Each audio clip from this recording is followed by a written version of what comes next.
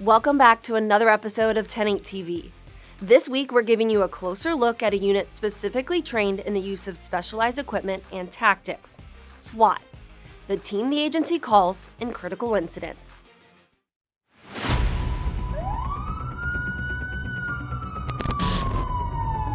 You have to be able to respond at a moment's notice, whether you're on or off duty. We're on call 24/7.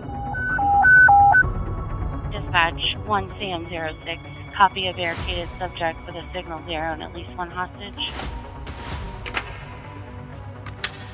I think to be on SWAT, it takes a person of integrity, somebody that can make good, sound decisions under pressure, somebody that can shoot, somebody that's in good physical shape, somebody that holds themselves to a higher standard than everybody else. My name is Lieutenant Chris Pers. I'm one of the Special Operations Lieutenants for the Sheriff's Office. I've worked here for 24 years, been on the SWAT team for 20, and I'm currently the SWAT team commander. All units responding to this call, SWAT has been notified and en route.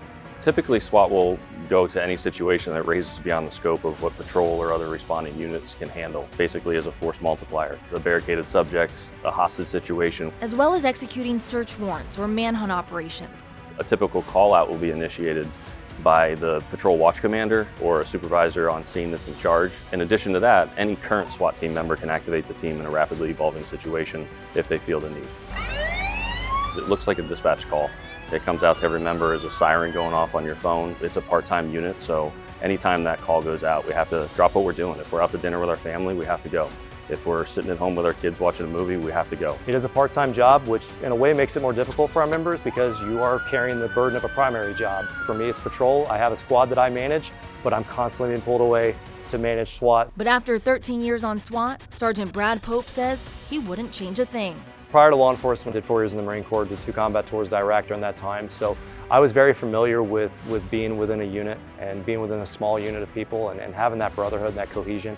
And so joining law enforcement, I saw this as an opportunity to kind of get back into that. So being a part of SWAT was just a natural choice. So I tried out as soon as I could. And it's been the best decision I've made in law enforcement. The word I picked out in that was brotherhood. So on this team, you have to be able to trust one another and have each other's back. Absolutely. We are literally training to provide each other with the coverage that we need, especially in entry scenarios. We're training to feed off of each other and essentially fill in gaps and plug holes for each other. But trust is really the big foundation that starts from the get-go, is we have to trust you. We have to know that you're somebody that we can rely on, and you'll ultimately be willing to risk your life for mine or for anybody out there in the community that needs it, and obviously vice versa. It also takes a lot of commitment. It's a life-changing commitment because you are now putting yourself on call 24 hours a day, 7 days a week, 365 days a year. You're also taking on a big responsibility of additional training outside of what is offered in the agency. You definitely are expected to be the best of the agency. Currently, we have 26 members and 4 tactical emergency medical technicians from the fire department. Any other bleeding? Training is of the utmost importance for SWAT. We got open door left. We train extremely hard. We train a lot. You need to come up with physical contact as they're making entry into that room. The boxes we like to check at every training is to go through firearms drills, go through entry drills. Some of the firearms drills will be pistol, they'll be rifle, they'll be transitional, they'll be basic fundamentals, and then they'll be more high speed where we're shooting and moving.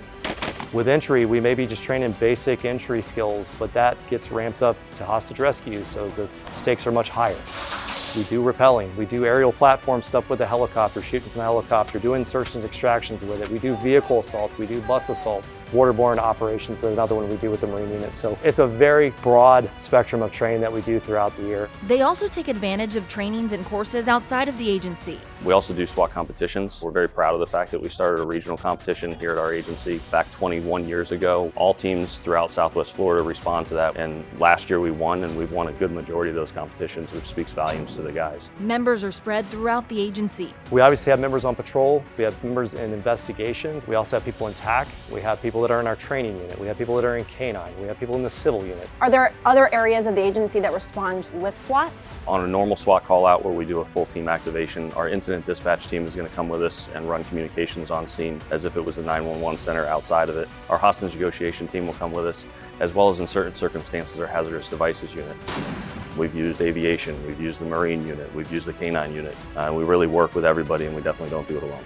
Not only do they work and train with other units, they also have a hand in training the rest of the agency. I think SWAT's a critical component of this agency, and really what drives a lot of the professionalism and services that we provide to the agency as a whole. Much of the training that our day-to-day deputies receive is taught by SWAT instructors and or trickled down and taught by in-service. And one of the things I'm most proud of is the multi-agency active shooter drill that we're responsible for. We've been training 12 surrounding agencies, including 3 different fire departments, to make sure that Sarasota County is able to respond to one of those incidents. Sergeant Pope is one of the lead instructors. We're trying to put on the very best training with our experience and our knowledge. And with support internally and through our county commission, SWAT is equipped with the latest technology and equipment.